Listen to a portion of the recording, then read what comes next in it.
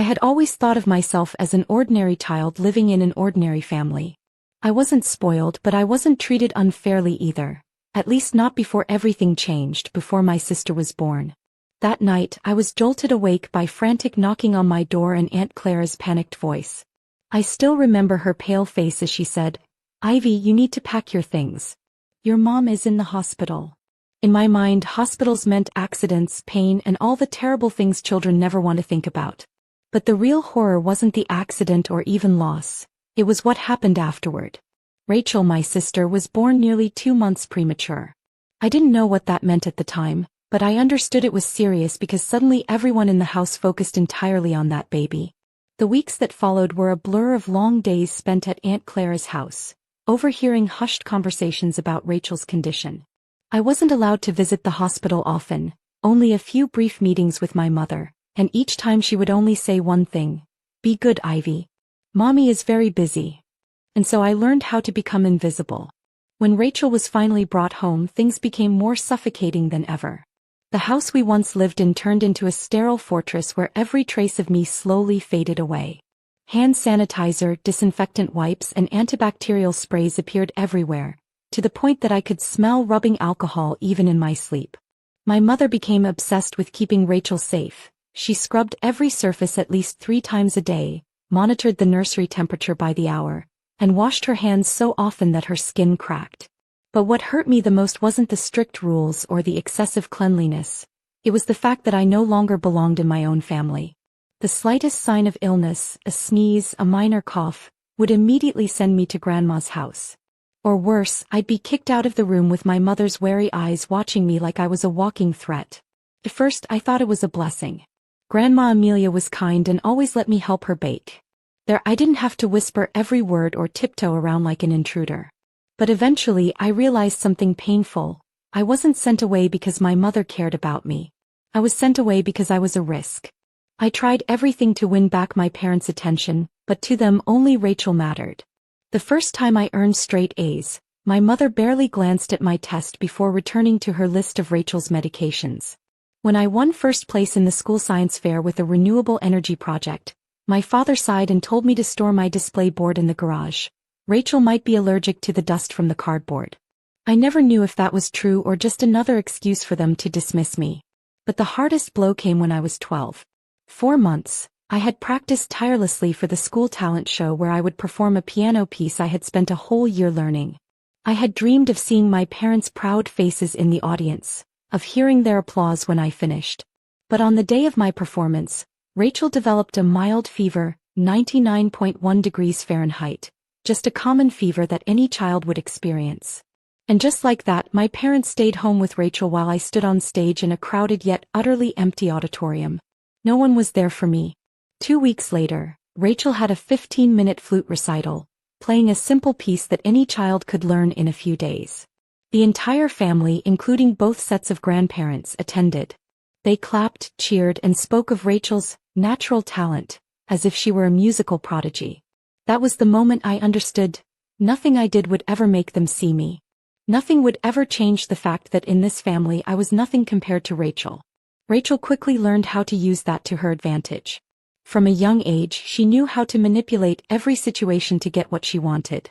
A little fatigue meant skipping school. A slight headache let her lounge on the couch all day, and if she complained about difficult homework, our mother would call the teacher to ask for an extension.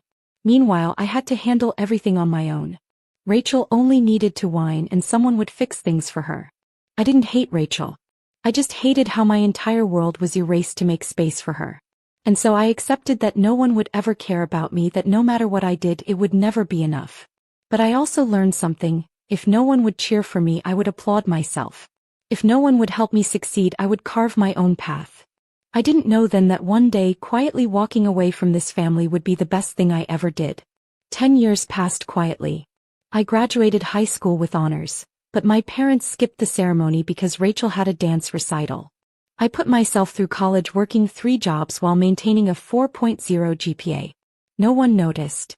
When I landed my first job in tech, my mother's only response was, "That's nice, dear. Did you hear Rachel made the cheerleading squad?" But something happened during those years of invisibility. I thrived. While my family was busy coddling Rachel, I was building my future. I learned to code, developed apps, and started my own software company. Every rejection at home fueled my determination to succeed.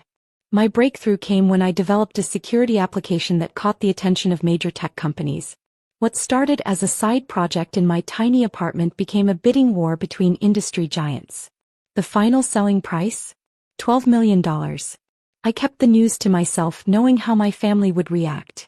I maintained my modest lifestyle, lived in the same apartment, and drove the same used car. The money went into investments and I continued working on new projects. But secrets have a way of revealing themselves, especially in small towns. This Thanksgiving was different. I arrived at my parents' house early to help with preparations as usual. Rachel, now 25 and still living at home, was sprawled on the couch scrolling through her phone while Mom fussed over her exhaustion.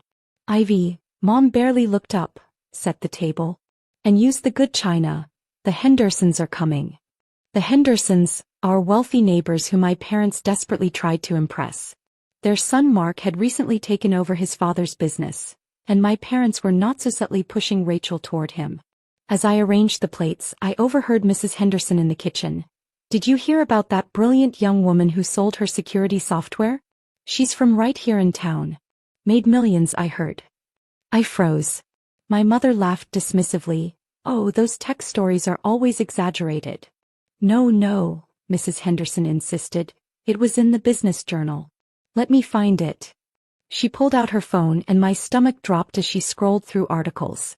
"Here it is. Ivy Mitchell." "Wait, Ivy? You're Ivy." The silence that followed was deafening. I turned to find my mother staring at me, her face a mix of shock and something else, calculation. Rachel sat up so quickly she knocked over her essential glass of warm lemon water. "What? That's impossible." But Mrs. Henderson was already showing them the article, complete with my professional headshot and details of the sale. $12 million, she read, plus ongoing consulting fees and stock options. What happened next was like watching a theater production unfold. My mother's shock transformed into a syrupy sweet smile I'd never seen directed at me before. My father suddenly appeared interested in my life for the first time in decades. And Rachel's face contorted with an emotion I recognized all too well: entitlement. "Ivy." My mother rushed to hug me, her arms unfamiliar and uncomfortable. "Why didn't you tell us? We're your family." Before I could respond, Rachel's voice cut through the room. "This isn't fair. I'm the one who needs money. I've been trying to start my influencer career, but I need better equipment, a new wardrobe."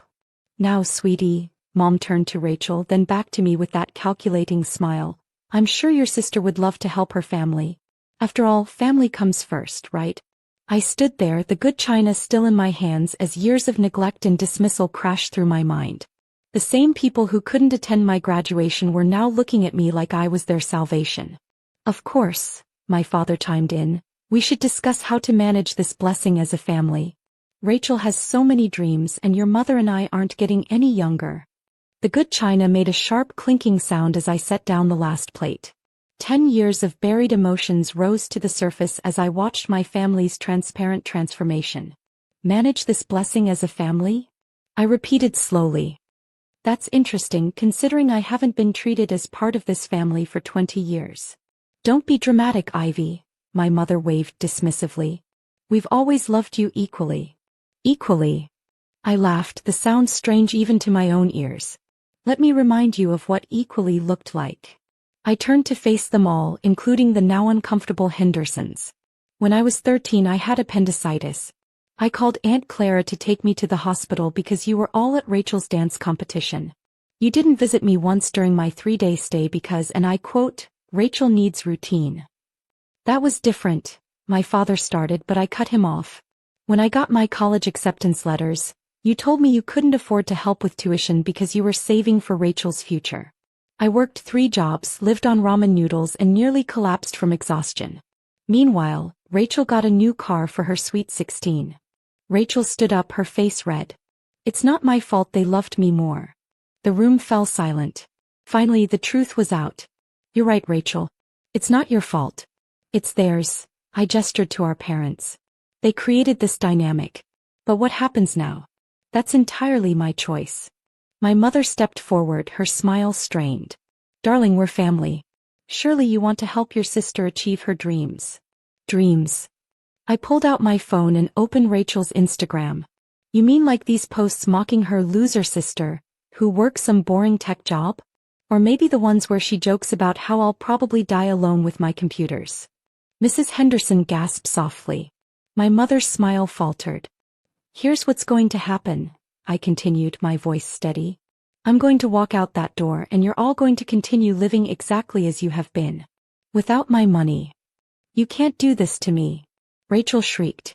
I deserve that money. I'm the special one. Special. I turned to her. Let me tell you what special looks like. Special is building a company from nothing. Special is working until your fingers bleed and your eyes burn. Special is succeeding despite having no support, no encouragement, and no family to lean on. I picked up my purse and coat. By the way, I bought Aunt Clara a house last month. You know, the only person who ever showed up for my events, who called to check on me, who actually cared. My father's face darkened. Now listen here, young lady. No, you listen. For 20 years I was invisible in this family. I was the backup child, the one you tolerated but never loved. Today you finally saw me, not because you're proud of what I've achieved, but because you want what I've earned.